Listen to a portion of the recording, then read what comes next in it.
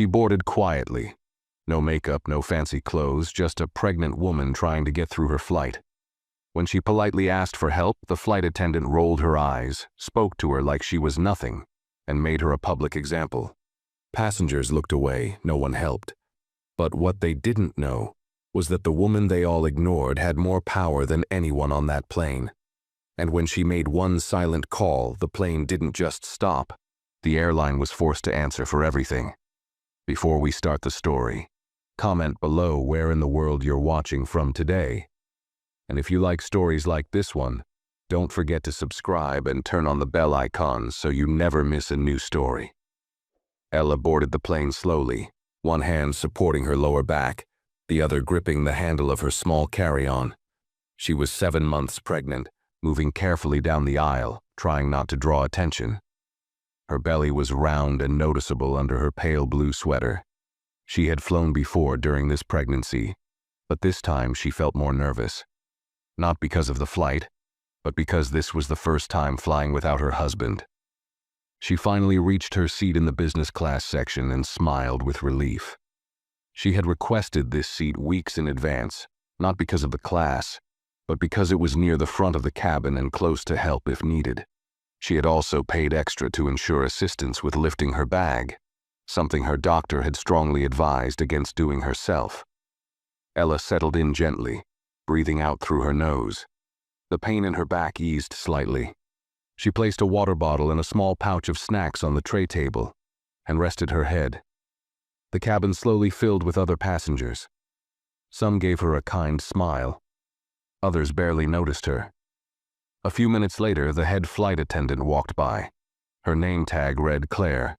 She was tall, sharply dressed, and walked with fast, confident steps. She passed by Ella once, then stopped and looked back. Her eyes scanned Ella's belly, then narrowed slightly. "Excuse me," Claire said, folding her arms. "Did someone already help you with your bag?" Ella sonrió educadamente. "No, not yet. The agent at the gate said someone from the crew would assist." Claire tilted her head. "That's not part of our job. You should have arranged for a medical assistant if you can't lift your own things." Ella's smile faded. "I requested help when I booked. It's part of your special care policy." Claire's lips tightened. "That policy is for actual medical conditions, not for people who just don't want to carry things." The words landed heavy. Ella blinked, unsure how to respond. She didn't want to make a scene. She just wanted to avoid any injury. "I'm not asking for special treatment," she said gently. "It's just a small bag, and I was told someone would help me with it." Claire sighed loudly and muttered under her breath, "Unbelievable." She reached up and shoved the bag into the overhead bin carelessly, almost slamming the door shut. Then, without looking back, she walked away. Ella sat in silence. Her cheeks were red. A few nearby passengers had seen what happened, but none of them said anything. One woman across the aisle looked over but quickly turned away. Ella slowly pulled out her phone. Her fingers shook slightly as she typed a message. "Crew refused help. Attendant was rude. Tossed my bag like it was trash. I'm okay, just upset." She hit send. The reply came seconds later. "I'm calling the airline right now. Stay calm. Don't say anything else." Ella locked her phone and set it down on the tray. Her hand returned to her belly. The baby kicked again. This time harder. She closed her eyes and whispered to herself. She wasn't going to cry. Not yet. Because even though the flight had just begun, it was already headed somewhere no one was expecting. The engines hummed softly beneath the floor as final passengers took their seats. Flight attendants moved through the aisles, smiling at some, brushing past others. Claire didn't return to Ella's row, and that was fine by her. Ella stayed quiet, hands folded on her stomach, her breathing slow and steady. But inside, she wasn't calm. Her thoughts raced, replaying the way Claire had dismissed her, the way her belly had been ignored, the way the overhead bin had slammed shut like she wasn't even there. The passenger in the seat beside her, a middle-aged man with gray hair and expensive shoes, glanced her way. He opened his mouth for a moment as if to speak, but then looked away. Ella noticed. She noticed all of it. Her phone buzzed in her lap. She checked it discreetly. A message. I spoke to their emergency operations team. They're contacting the crew right now. Just stay put. She blinked at the words. Her husband wasn't angry. He was never loud. But when he used that tone, even through a text, she knew he meant business. At the front of the plane, Claire stood by the galley, laughing lightly with a younger attendant named Maya. Maya had been watching everything quietly. Her tone wasn't as bright as Claire's. You were kind of rough with that lady, weren't you? Maya asked gently. Claire rolled her eyes. I'm not a nurse. She should have booked wheelchair service if she needed help. Maya didn't answer. She turned away to check her supply tray. Claire leaned back and took a sip of her coffee, still completely unaware that her morning was about to change. Back in the cabin, Ella shifted in her seat. Her lower back ached, and her body felt tense. She leaned forward slightly, adjusting her posture. The man beside her cleared his throat. I saw what happened earlier, he said, not making eye contact. That was a bit harsh. Ella looked at him. Yes, it was. He nodded once and looked away again. No apology, no support, just that weak, unsure comment. A few rows behind, a young couple whispered to each other. Ella couldn't hear the words, but she could feel their eyes on her. The look wasn't sympathy. It was discomfort, like she had made them uneasy just by being there. She picked up her phone again and opened the last message. She reread it slowly. Just stay put. That's what she planned to do. But in her gut, she knew. Something bigger was already moving. She could feel it in the air. And soon, Claire would feel it too. Claire's confidence hadn't slipped, not even a little. She moved through the cabin with the air of someone who believed she knew exactly who mattered and who didn't. When she passed Ella's row again, she didn't make eye contact. She spoke to the man seated beside her instead, asking if he needed a drink before takeoff. Ella wasn't offered anything, not even a glance. Maya, walking behind her with a tray of water bottles, hesitated for half a second near Ella's seat. She looked down, made brief eye contact, and gave the smallest nod. No words, just something soft in her eyes. Then she kept walking. Ella wasn't surprised. She had experienced this kind of treatment before. Quiet disrespect, the kind that didn't make headlines or earn apologies, the kind that sat in silence, unnoticed by everyone except the person it was aimed at. Up front, the cockpit phone buzzed. The captain, a man with years of calm experience in his voice, answered. A moment later, his expression changed. He leaned back slightly in his seat, listening carefully. Yes, sir. Understood, he said, nodding slowly. We'll hold for further instruction. He hung up and pressed a button, calling the head attendant. Claire stepped into the cockpit a moment later, her brow furrowed. Everything all right? She asked. The captain looked at her carefully. We've received a directive from corporate. There's a concern regarding a passenger interaction in your cabin. They want clarification before we depart. Claire's posture stiffened. What kind of concern? They didn't say exactly, just that it involves your behavior toward a passenger with medical clearance. Claire scoffed. If this is about the pregnant woman, I was following basic safety protocol. She looked like she needed assistance but didn't arrange it properly. I didn't do anything wrong. The captain didn't argue. He just picked up the phone again. You might want to think carefully before you give your explanation to the ground manager. They're on the line now. Back in the cabin, the lights flickered slightly as the delay stretched longer than usual. Ella noticed the tension. Other passengers started whispering. A businessman in the front row glanced toward the galley, looking confused. Ella se quedó quieta, sus manos descansando suavemente sobre su barriga. Her water bottle sat unopened on the tray table. Her phone buzzed once more. They're freezing the takeoff. I think they're going to address it before the plane moves. She closed her eyes and let the words sink in, not out of relief, but because it confirmed what she already knew. This wasn't going to be brushed aside. Not this time.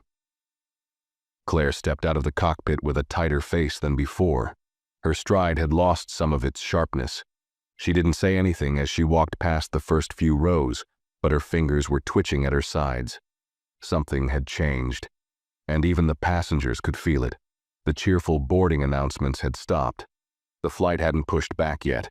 The delay was no longer casual. Maya stood near the galley, quietly organizing napkins. Claire approached her and leaned in close. "They're questioning my conduct over a simple request," she said in a low voice, still trying to sound in control. "Apparently, someone didn't like how I handled the pregnant woman." Maya looked up, her voice calm. "Did they ask for your version?" Claire narrowed her eyes.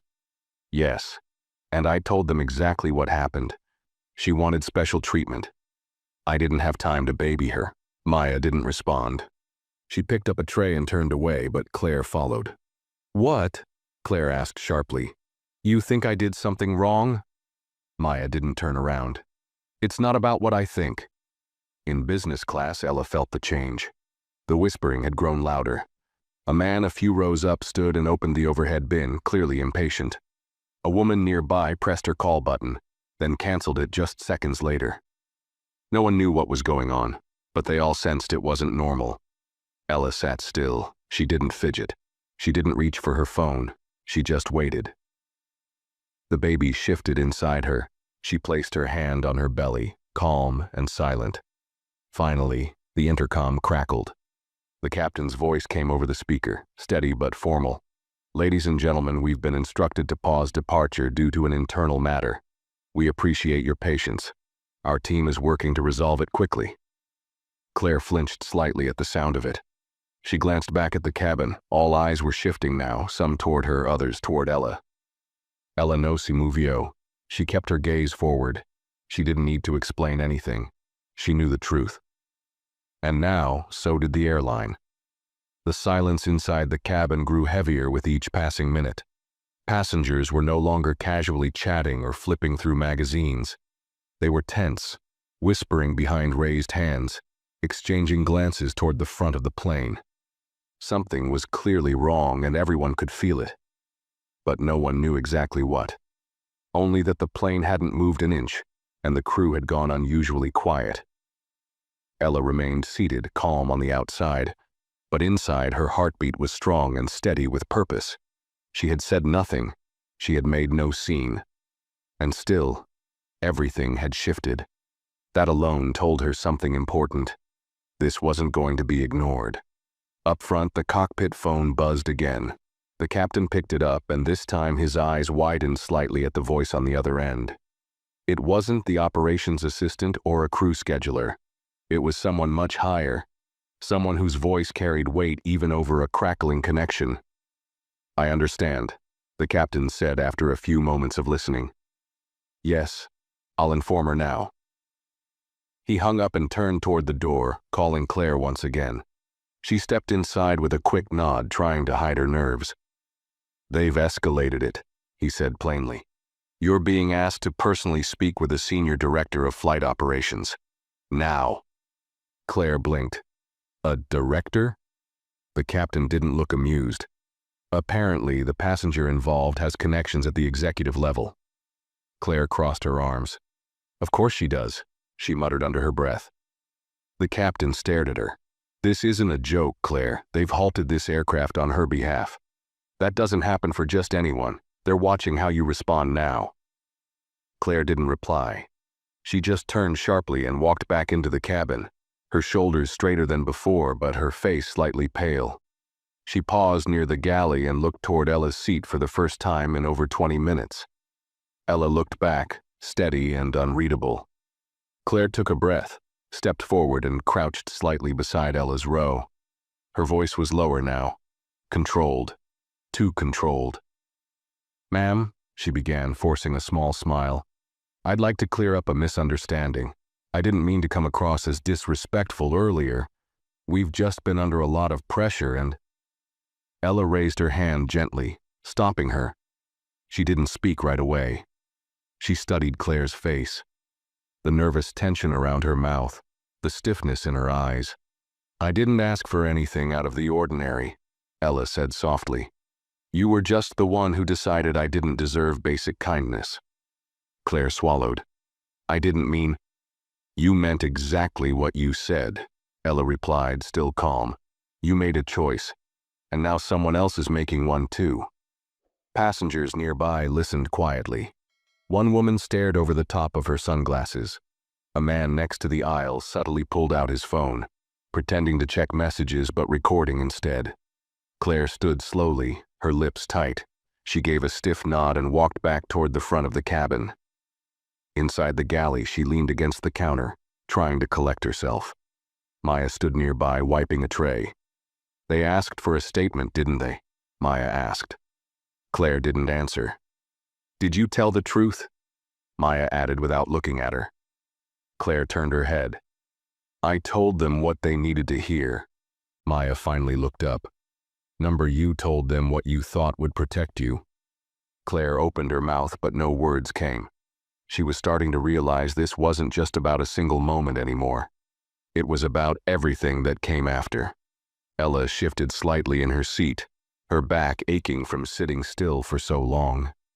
The tension hadn't left the air. It had only thickened. Around her, passengers were becoming restless. Some began pressing their call buttons. Others sighed loudly or stood to stretch. But no one asked her what was going on. They all knew, in their own way. They had seen it. They had heard Claire's tone.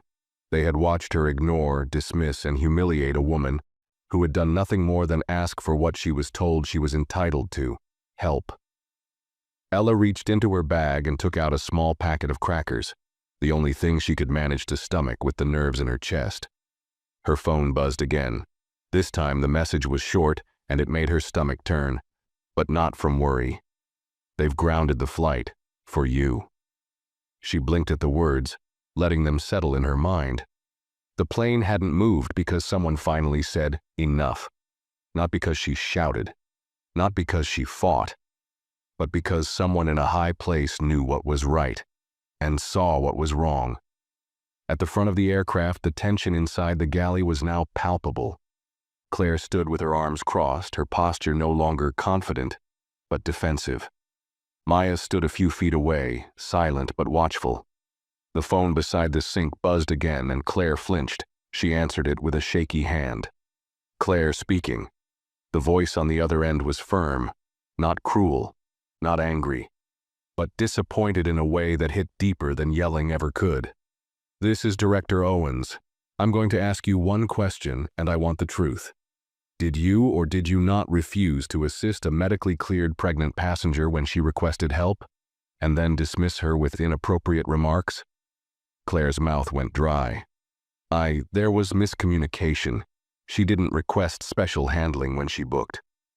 That's not what I asked. Claire hesitated. She could feel Maya's eyes on her, could feel the walls closing in. I refused to help her, yes. I told her it wasn't part of our job, but I didn't mean to insult her. The silence on the other end was long. You know her husband is on the board, the voice finally said. Don't you? Claire's throat tightened. No, I didn't. Well, now you do. And he's not asking for a quiet apology.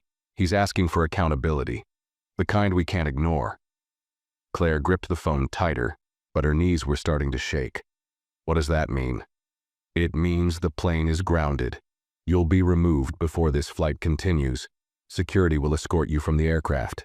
You're suspended, effective immediately. Claire's breath caught in her chest.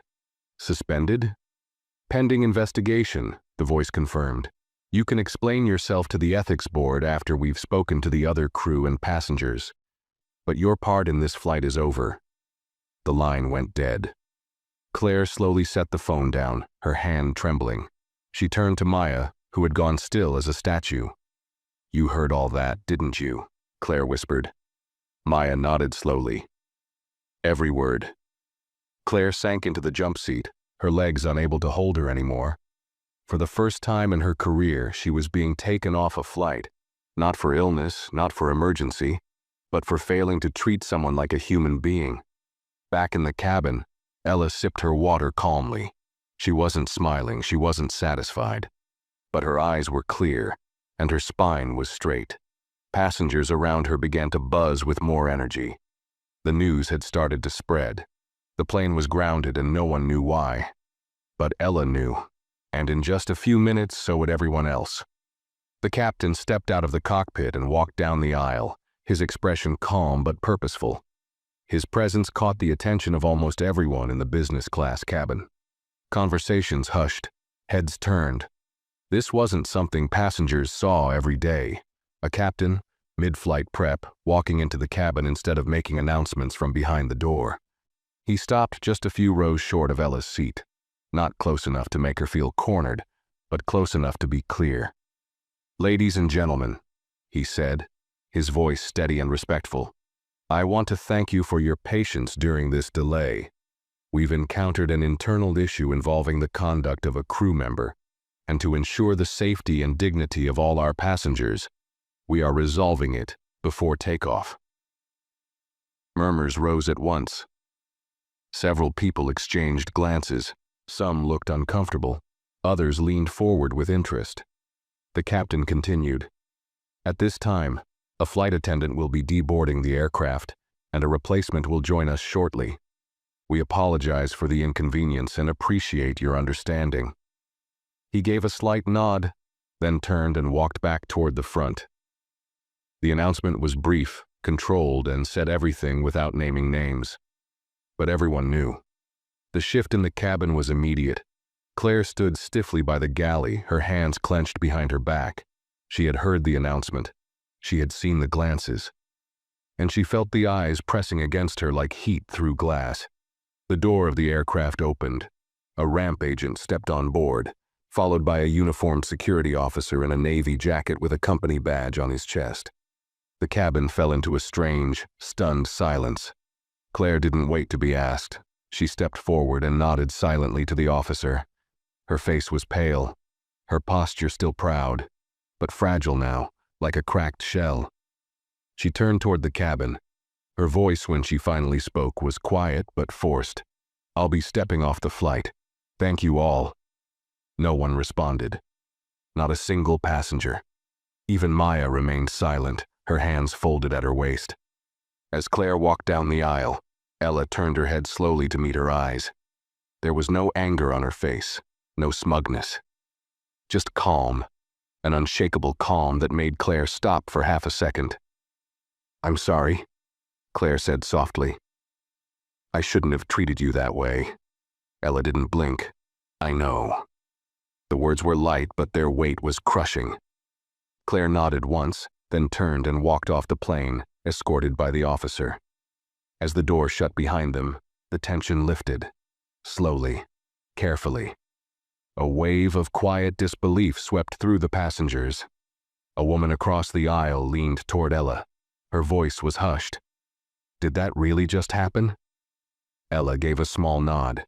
The woman stared at her for a moment, then looked down. "I should have said something earlier." Ella no respondio. She didn't need to. She had already said more by saying nothing at all. Moments later, Maya stepped forward and addressed the cabin. Her voice was soft but firmer than before. "We'll be departing shortly. A new lead attendant is on the way. If anyone needs anything in the meantime, I'm here." She looked at Ella then, really looked at her. "I apologize for what happened earlier," she added, her voice no longer rehearsed or robotic. "It wasn't right." Ella offered a small nod. It wasn't forgiveness, and it wasn't dismissal. It was simply acknowledgement. As Maya returned to her duties, passengers slowly relaxed back into their seats. But the mood had changed permanently. The quiet had become something else now. Respect, recognition, accountability. Ella picked up her phone again and saw a new message waiting. "She's off the flight. You did good. You didn't even have to raise your voice." She stared at the message for a moment, then locked the screen and tucked it away. Because the truth was, she hadn't done anything but sit quietly, ask for what she was promised, and refuse to shrink when someone decided she didn't belong. And sometimes, that was the loudest thing a person could do. The new lead flight attendant arrived 10 minutes later, an older woman named Joanne, who carried herself with quiet confidence and no unnecessary cheer. She walked through the cabin with steady eyes, offering nods and short greetings, making it clear that this flight was going to be handled differently now. Passengers had settled down, but the tension hadn't vanished completely. They were processing what had just happened. Some whispered quietly to seatmates. Others avoided eye contact altogether, unsure how to feel about witnessing something they hadn't tried to stop. Ella remained still in her seat, her hands resting on her stomach. She hadn't said much since Claire was removed, but her silence had power now, real, undeniable power. The same people who had once ignored her were now looking at her differently. They weren't sure how to approach her, or if they even should. Across the aisle, the same man who had earlier offered her a half-hearted comment was now sitting up straighter. He opened his mouth as if to say something again, but this time Ella didn't meet his eyes. She wasn't interested in polite guilt. She didn't want anyone's sympathy. She had already carried the weight of being invisible until she couldn't be ignored. The intercom clicked on again, and the captain's voice returned. "Ladies and gentlemen, thank you again for your patience. We'll be pushing back in a few minutes. Please ensure your seatbelts are fastened and your devices are in airplane mode." The aircraft began to hum with movement. The plane backed away from the gate, slower than usual, as if even the metal frame could feel the shift in atmosphere. Joanne came down the aisle, checking on passengers. When she reached Ella, she stopped, knelt slightly, and looked her in the eye. "I was briefed," she said gently. "I want you to know that what happened should never have happened. And it won't be ignored." Ella studied her for a moment before nodding once. She didn't offer a smile. She didn't need to. The look in Joanne's eyes was enough. Respect, without pity. That was all she ever wanted. As Joanne moved on, a younger woman in the row behind leaned forward. She looked nervous, her hands wringing in her lap. I wanted to say I saw everything," she whispered. "I didn't know what to do." Ella turned slightly. "You didn't have to do anything, but now you've seen it, you'll notice it next time. That matters." The woman blinked, surprised. She gave a small, grateful nod before sitting back again. The plane taxied slowly, the lights of the runway stretching out in glowing lines ahead. Night had begun to fall outside, casting long shadows across the cabin. Ella looked out the window, her reflection faint against the darkening glass. She didn't see a victim. She didn't see someone who had caused trouble or asked for too much. She saw someone who had been underestimated, and who held her ground. Far ahead in the first row, Maya stood near the bulkhead watching the cabin from her quiet corner. Her eyes met Ella's again for a brief second. She didn't look away. In that moment, there was no need for words. Maya had witnessed how quickly things could shift when someone simply refused to stay silent. And now, she was seeing what quiet strength looked like when it was backed by truth and power. The engines roared to life. The aircraft lifted into the sky, and still, no one said her name.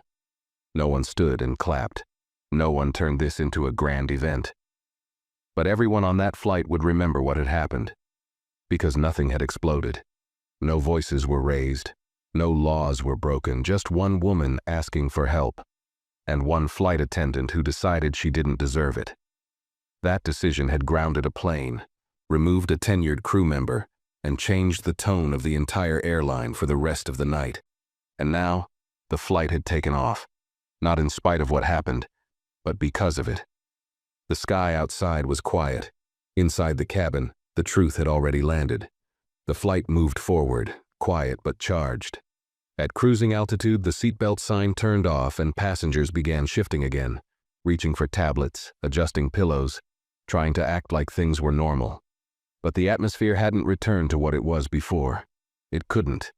The events that unfolded on the ground had cracked something open. No one could pretend it hadn't happened. No one could unsee what they saw. Ella reclined her seat just a little, careful of her back. Her body felt heavy, not from the baby, but from the emotional weight she had carried in silence. She wasn't tired exactly, but there was a kind of exhaustion that settled in after you spend too much time proving your existence. She looked around. The quiet glances were still there. Some were curious, some were unsure, and some were filled with quiet respect. A flight attendant she hadn't seen before, a man with a kind face and soft voice, walked up to her seat holding a silver tray. We're serving refreshments now. May I offer you anything? He asked. Ella looked up, surprised by the warmth in his tone. It wasn't forced. It wasn't part of some customer service script. It was real. Sparkling water, she said softly, if you have it. He smiled and poured it into a glass. Of course. I'll also bring you a warmed blanket, and if you need to lie back or stretch, let us know.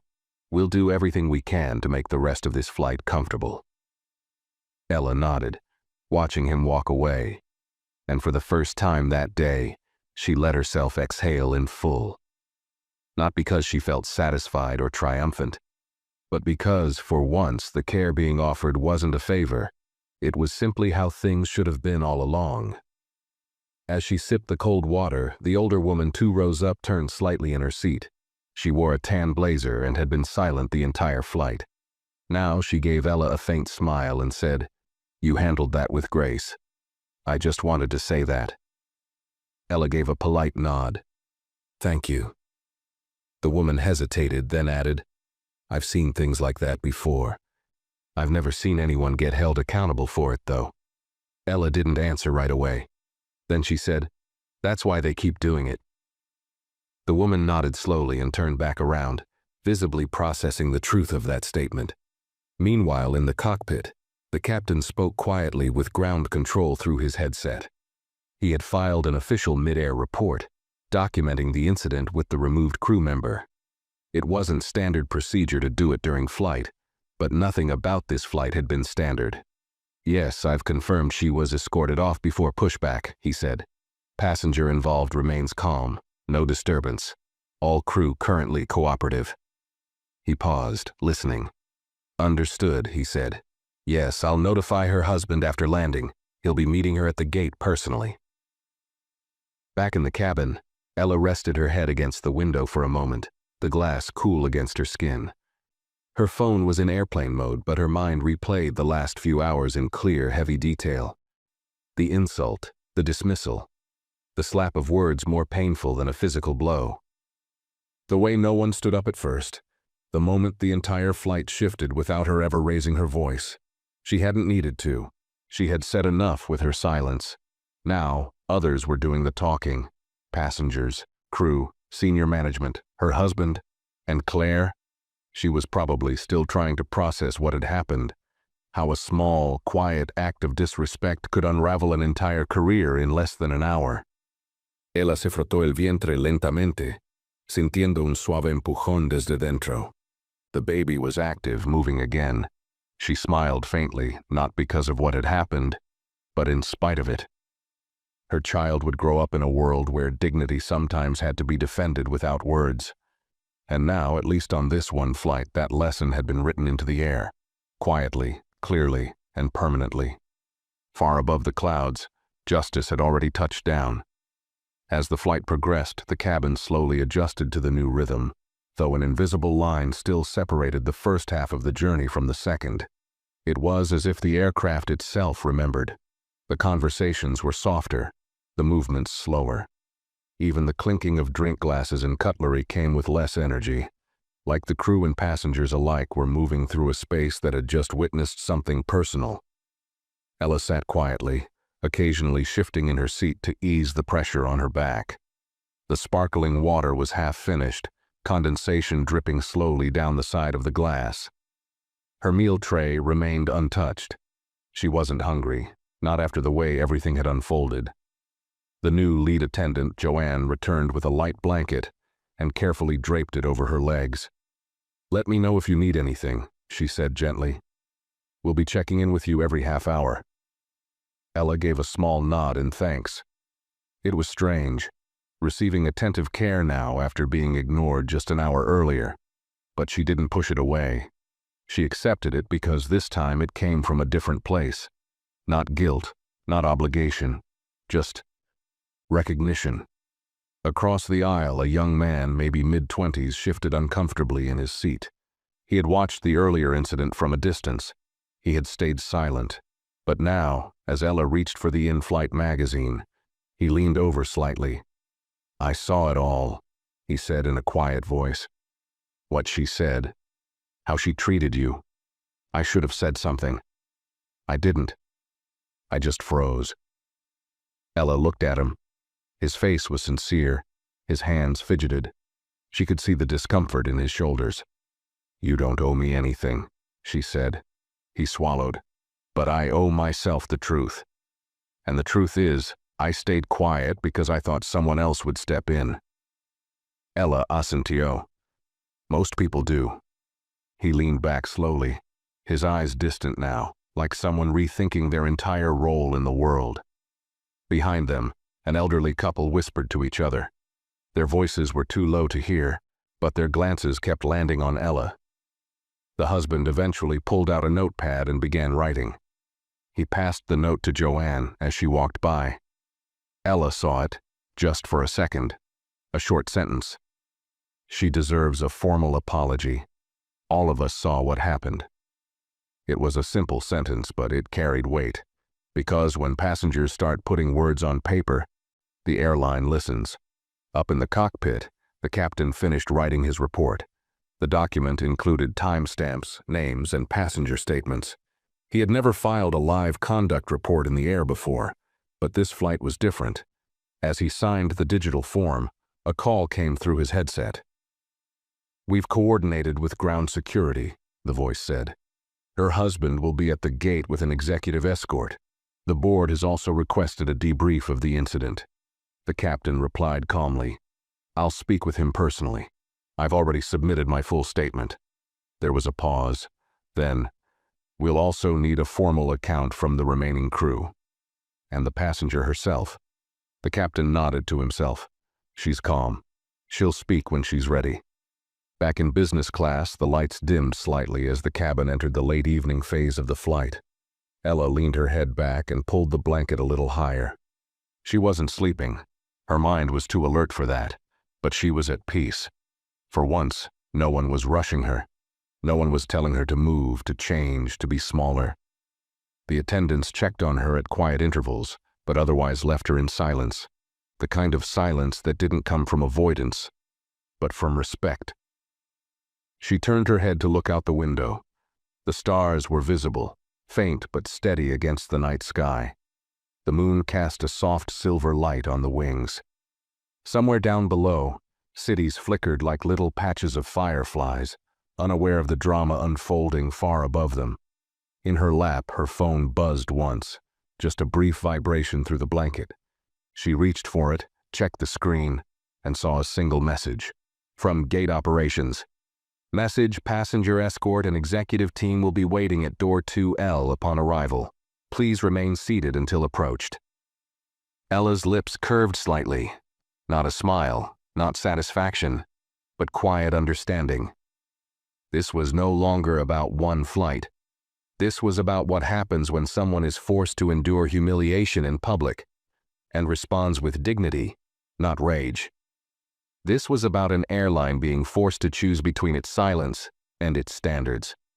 And this was about a woman, tired, pregnant, polite, who refused to disappear when someone decided she didn't matter. The lights dimmed further as the plane sailed into the clouds. The hum of the engines remained steady. But the air inside the cabin? It had changed forever. The cabin lights remained dim, casting a soft amber glow over the passengers as the flight entered its final stretch. Most of the cabin had settled into a tired stillness. Some passengers slept. Others scrolled quietly through in-flight entertainment. But beneath the surface, the memory of what had happened still stirred in people's minds like ripples on still water. Ella stayed awake, her gaze flicking between the overhead light and the moonlit window beside her. She hadn't moved much in the past hour. Her body was sore, her feet slightly swollen, but she remained calm.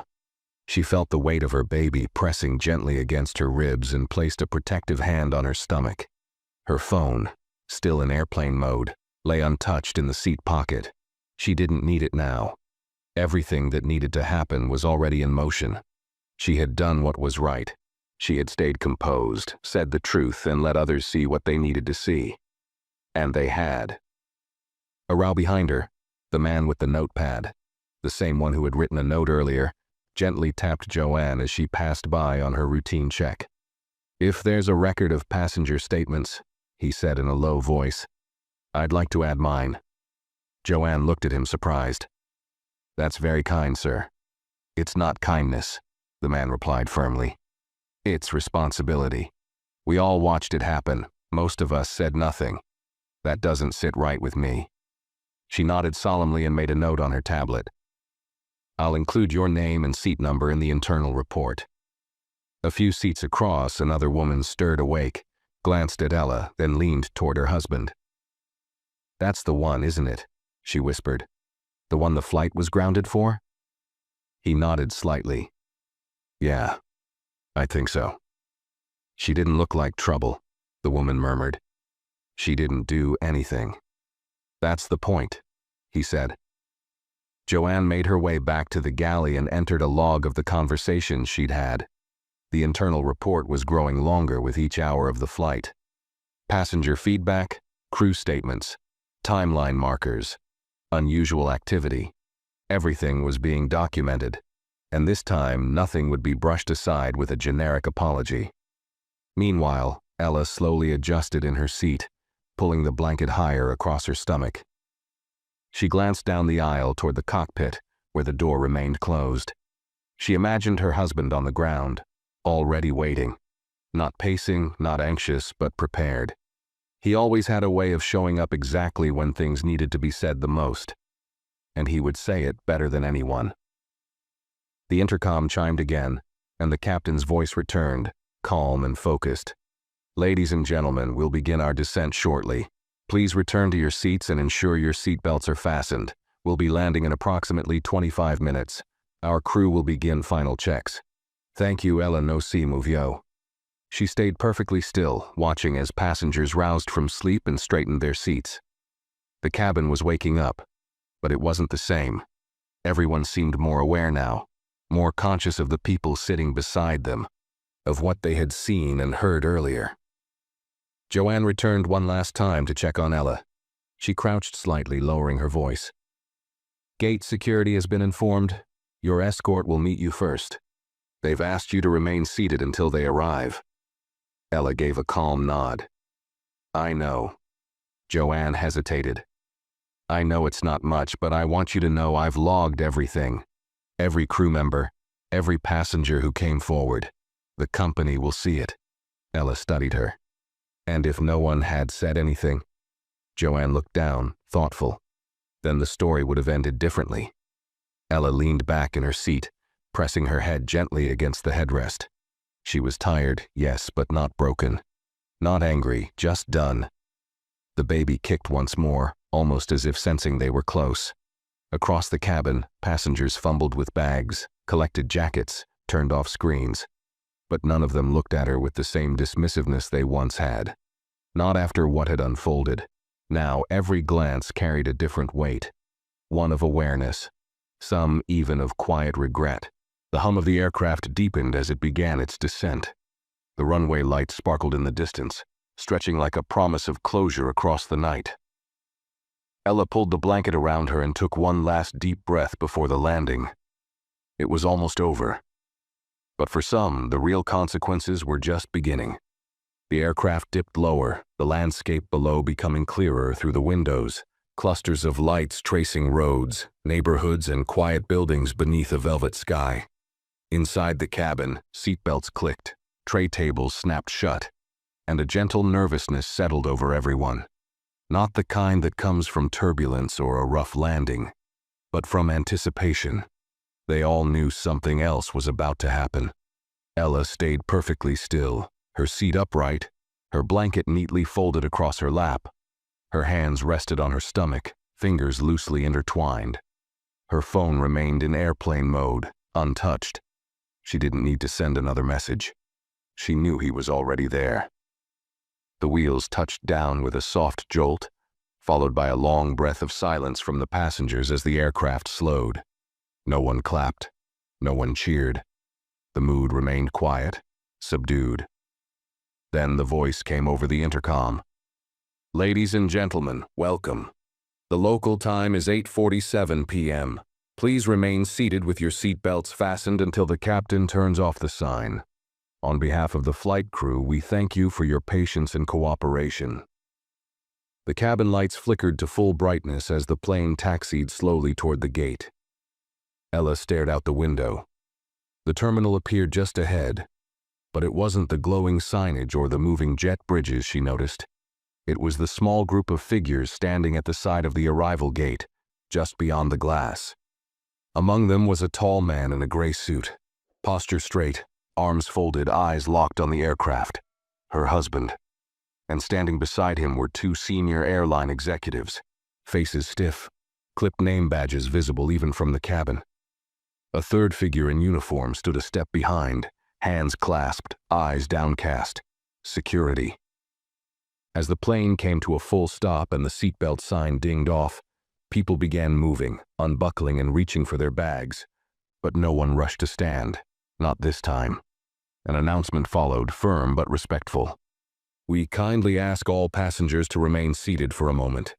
A company representative will be boarding shortly to meet with a specific passenger. We appreciate your cooperation. Murmurs spread instantly.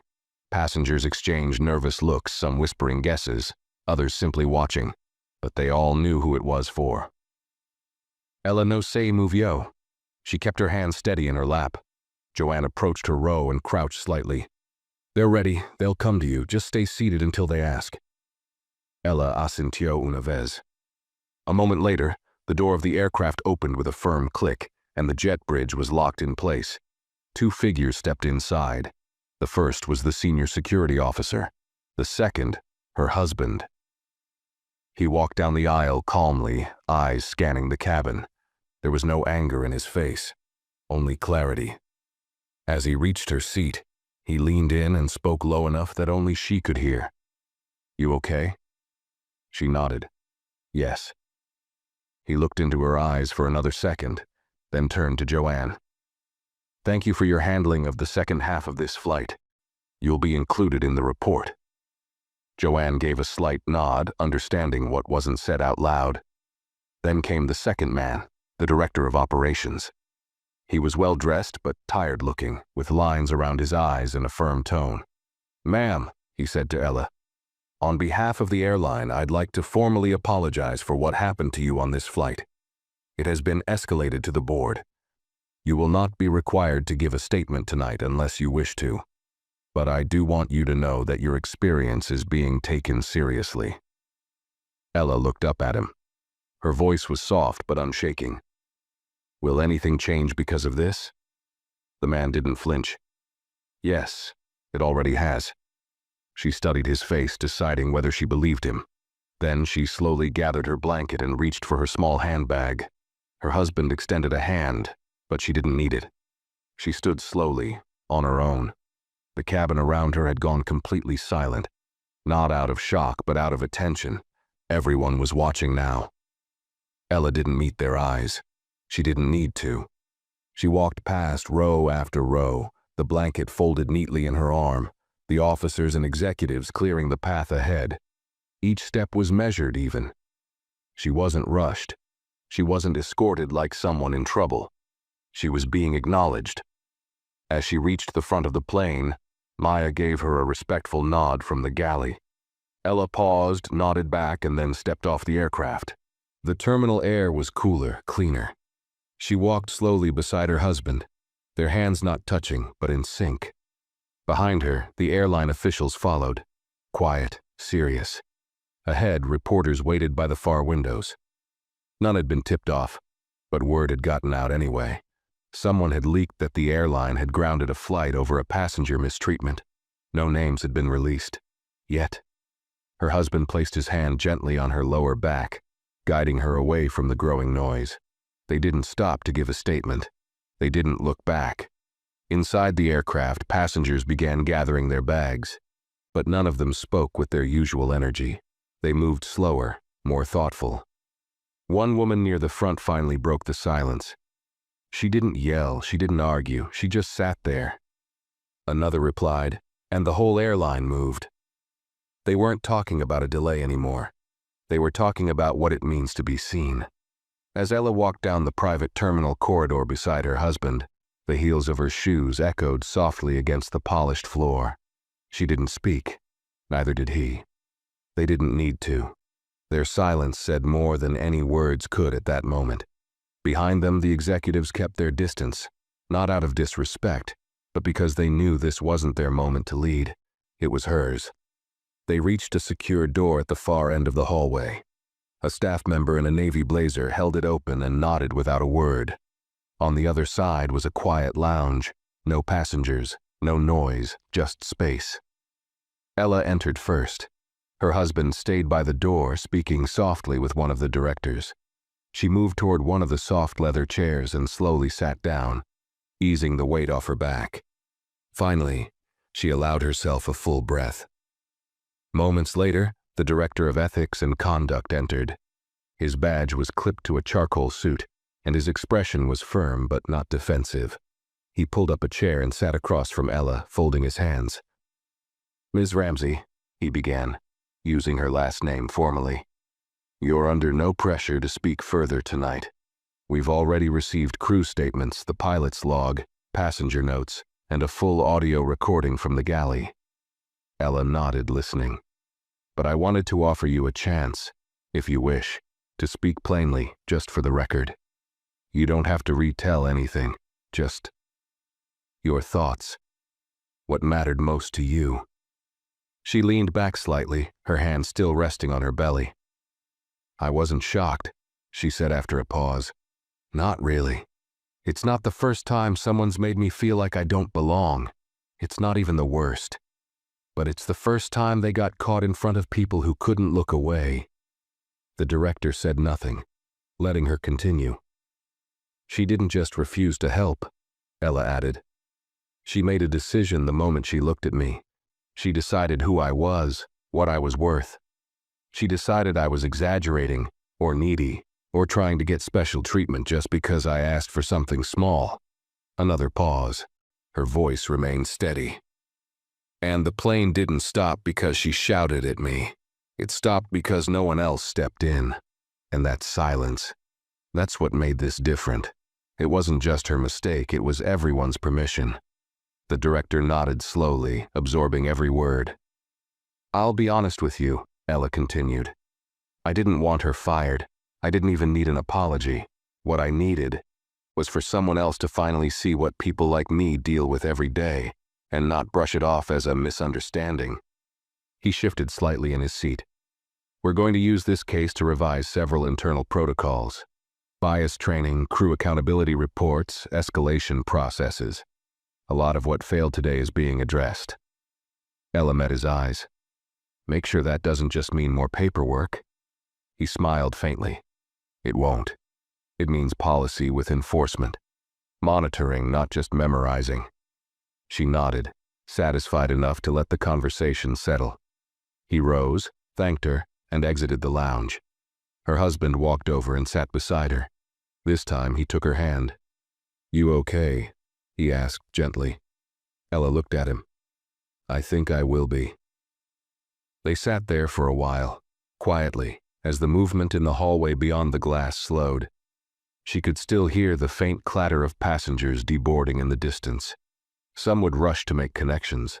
Others would go home, carry on with their lives, forget this night in a matter of days.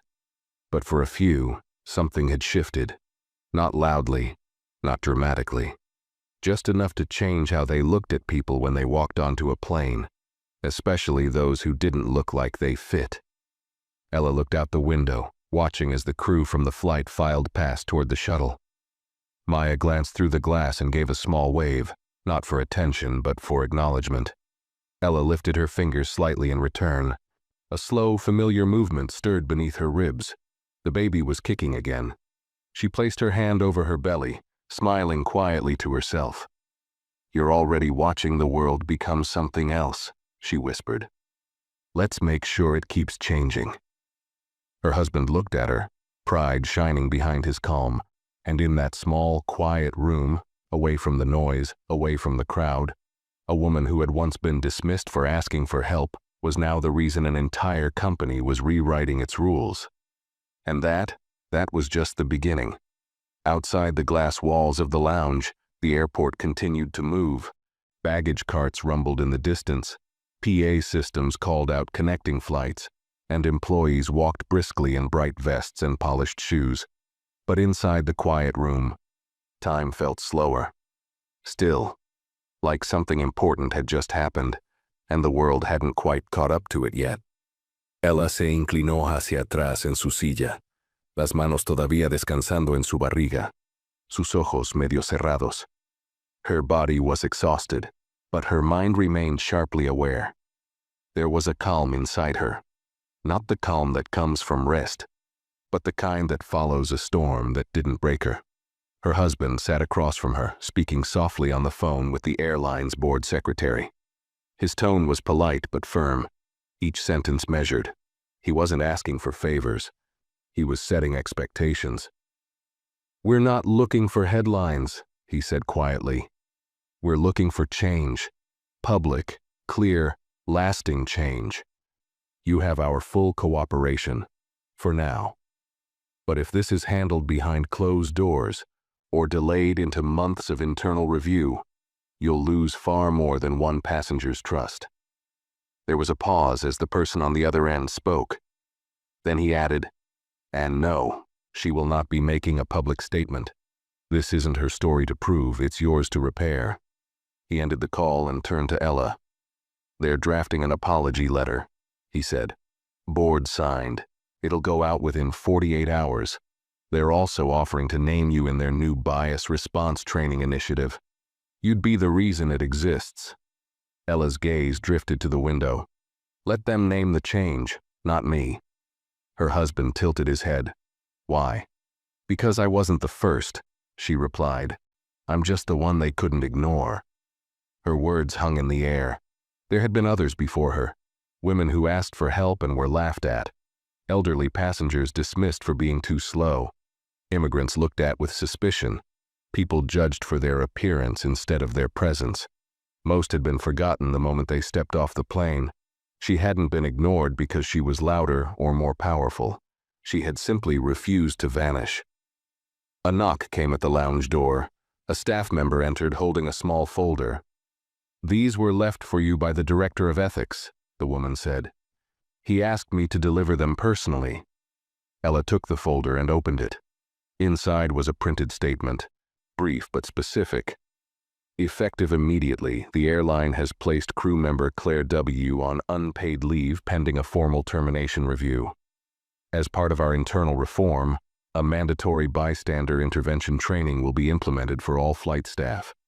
This initiative will be named the Ramsey Protocol." Beneath the paragraph was a signature from the airline's CEO. Ella handed the paper to her husband. He read it, then looked up. "They gave it a name after you," he said softly. She shook her head. "They gave it a name so they'd remember what happens when they pretend not to see." She rose from the chair slowly, careful with her steps, stretching the tightness from her legs. She walked to the large glass window and looked out at the runway. Somewhere out there, another plane was taking off. Another crew was boarding, and somewhere on that plane, someone who looked like her or didn't, would need kindness, would need help, would need to be seen. And maybe, just maybe, the crew would remember what happened tonight. Not because a powerful man made a call, not because a passenger got angry, but because a pregnant woman asked for help, and the world moved around her. Her husband stood beside her, watching her with a calm, quiet admiration. He'd seen her strength before, in smaller ways, but tonight the world had seen it too. "You ready to go?" he asked gently. She nodded. "Yeah, I've got everything I need." They stepped toward the exit of the private lounge. The hallway outside was empty now. The commotion from earlier faded into silence. As they walked side by side through the quiet corridor, Ella's footsteps were slow but steady. Her shadow moved beside her, long and unshaken. Not once did she look back. She didn't need to, because everything behind her had already changed. Ella stepped out of the lounge into the quieter part of the terminal where few travelers walked, mostly airport staff and late-arriving passengers. The world outside had resumed its normal pace. Check-in counters buzzing, departure screens blinking with new gate numbers, children pulling on parents' hands, conversations happening without urgency. But for Ella, nothing about the moment felt ordinary. Each step she took now felt grounded in something permanent. Not pain, not victory, but truth. She and her husband walked in silence toward the private elevator that would take them to the lower level where a company car waited. Not the kind of luxury offered to VIPs, but the kind of exit reserved for people whose presence made those in power uncomfortable enough to offer quiet protection. The hallway lights above flickered once, then stabilized. The air was cool and still. Somewhere overhead another plane lifted into the night, but here, on the ground, things were finally settling. At the end of the corridor stood a lone man in a black suit, badge clipped to his belt, radio on his hip. Security. He nodded politely as they approached and opened the elevator doors. As the doors closed behind them, Ella leaned slightly against the wall, her hand once again on her belly. Her husband stood beside her, watching the floor numbers light up one by one. He hadn't asked her again how she felt. He didn't need to. He knew this wasn't the kind of moment you summarize with a word. The elevator stopped, and the doors slid open to a small underground arrival bay. A black SUV waited at the curb with its headlights on. A driver stood ready, holding the door open. Before stepping in, Ella looked up at the dark, concrete ceiling overhead, plain and unmemorable. The kind of space people pass through without noticing. That's what this entire experience had started as. A moment that was supposed to pass unnoticed. But it didn't. She turned to her husband. "Do you think she'll ever realize what she really did?" He looked at her, thoughtful. "Maybe. But I don't think this was just about her." Ella nodded, then looked past the car, past the exit ramp, toward the quiet runway barely visible through a side window. "Do you know what scared me the most?" Her voice was calm, her eyes clear. "I wasn't afraid of her rudeness, or even the fact that she refused to help. I was afraid of how normal it felt. How easy it was for her to assume I didn't deserve anything more than dismissal." He said nothing, just listened. That's what people don't understand. Disrespect doesn't always come with raised voices or insults. Sometimes it comes in silence, in a turned back, in a shrug, in the way someone speaks to you like you're a burden before you even speak. She paused. And when no one stands up, when everyone pretends not to see it, it becomes normal. He walked to her side and placed his hand on her back. "Not tonight," he said. "Not anymore." She exhaled slowly, then stepped into the car. He followed. As the vehicle pulled away from the terminal, Ella looked out the window. The lights of the airport stretched behind them, glowing rows of white and yellow. People would board flights tonight, tomorrow, next week. Many of them would walk down the aisle hoping only for peace, respect, a quiet trip from one place to the next. Some of them would ask for help.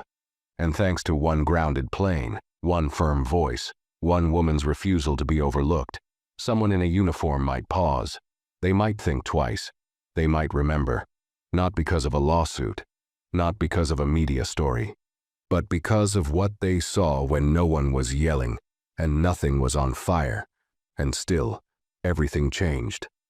Ella cerró los ojos y se inclinó hacia atrás en su asiento. The hum of the car was soft and steady. Her husband reached over and gently took her hand. Outside, the night sky stretched wide and open above them. Inside, she was already writing a new beginning. And for the first time in a long time, the world was finally learning how to listen. If this story moved you, give this video a like, share your thoughts in the comments, and make sure to subscribe to the channel for more powerful stories like this one coming soon.